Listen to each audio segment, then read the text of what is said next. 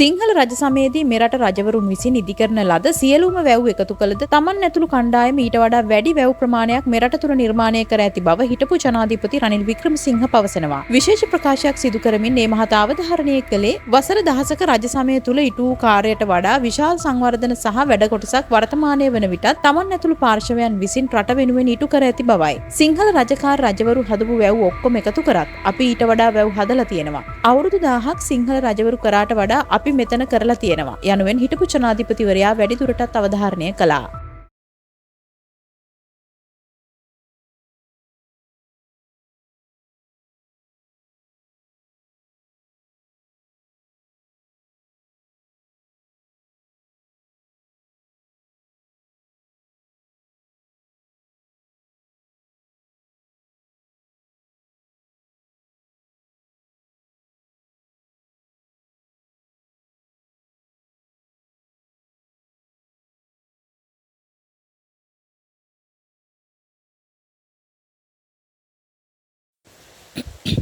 බුදුදහම යනු සමස්ත ලෝකයටම ප්‍රායෝගික වූත් සර්වකාලීන වූත් සාමයේ පණිවිඩය රැගෙන ශ්‍රේෂ්ඨතම දාර්ශනික ඉගැන්වීමක් බව ජනාධිපති අනුර කුමාර දිසානායක මහතා වෙසක් පණිවිඩය නිකුත් කරමින් සඳහන් කර තිබෙනවා.